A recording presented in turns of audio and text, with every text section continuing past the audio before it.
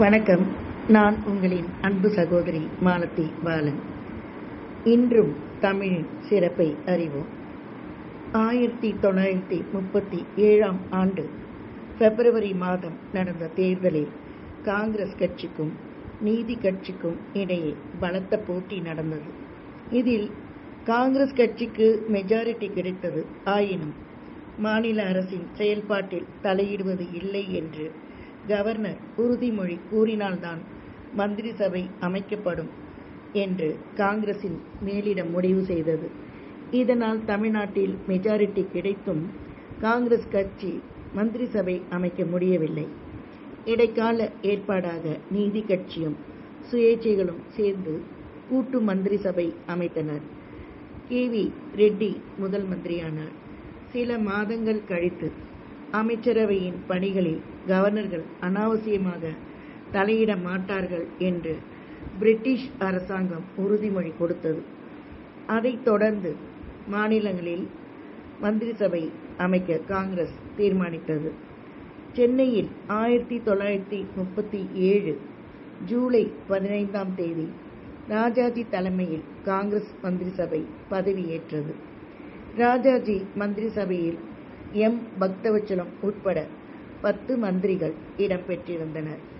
ராஜாஜி பதவியேற்றதும் முதல் வேளையாக தனது சொந்த மாவட்டமான சேலம் மாவட்டத்தில் மதுவிலக்கை அமலுக்கு கொண்டு வந்தார். பிறகு வேறு சில மாவட்டங்களுக்கும் அது விரிவு செய்யப்பட்டது. இந்தியாவிலேயே மதுவிலக்கு அமலுக்கு கொண்டு வரப்பட்ட முதல் மாநிலம் தமிழ்நாடுதான், அதாவது பழைய சென்னை மாகாணம். இந்த சமயத்தில் தமிழக பள்ளிக்கூடங்களில் இந்தியை கட்டாய பாடம் ஆக்க ராஜாஜி முடிவு செய்தார்.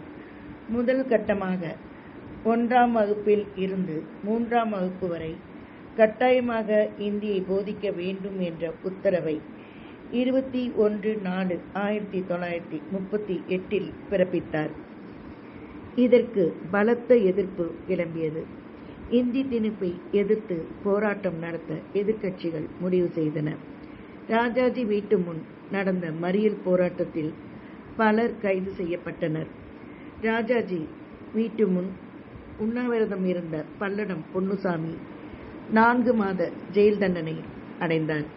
போராட்டத்தில் கைது செய்யப்பட்ட ஈவேரா பெரியாருக்கு 2½ ஆண்டு ஜெயில் தண்டனை விதிக்கப்பட்டது. அவர் பெல்லாரி சிறைக்கு அனுப்பப்பட்டார். அண்ணாவுக்கு 4 மாத ஜெயில் தண்டனை விதிக்கப்பட்டது. இந்தி எதிர்ப்பு போரில் சிறை சென்ற தாளமுத்து 1934 மார்ச் 12 சிறையிலேயே மரணம் அடைந்தார். இந்திக்கு இவ்வளவு எதிர்ப்பு இருக்கும் என்று முதலில் ராஜாஜி நினைக்கவில்லை. போராட்டம் தீவிரமானதால் பெரியாரை விடுதலை செய்ய உத்தரவிட்டார். 167 நாட்கள் சிறையில் இருந்த பெரியார் விடுதலை செய்யப்பட்டார். இந்த சமயத்தில் பிரிட்டிஷ் ஆட்சியுடன் ஒத்துழைப்பது இல்லை என்ற தீர்மானத்தை காங்கிரஸ் மேலிடம் நிறைவேற்றியது. இதைத் தொடர்ந்து மாநிலங்களில் இருந்த காங்கிரஸ் மந்திரி சபைகள் பதவியை விட்டு விலகின. ராஜாஜி மந்திரி சபையும் 28/10/1939 அன்று ராஜினாமா செய்தது. இதைத் தொடர்ந்து 21/2/1940 கட்டாய இந்தி உத்தரவு ரத்து செய்யப்பட்டது. இது முதலில் ஏற்பட்ட இந்தி எதிர்ப்பு போராட்டம். தமிழக வரலாற்றில் 1965 நடைபெற்ற இந்தி எதிர்ப்பு போராட்டமே மிக முக்கியமானது. இதனை அடுத்த பதிவில் பார்க்கலாம்.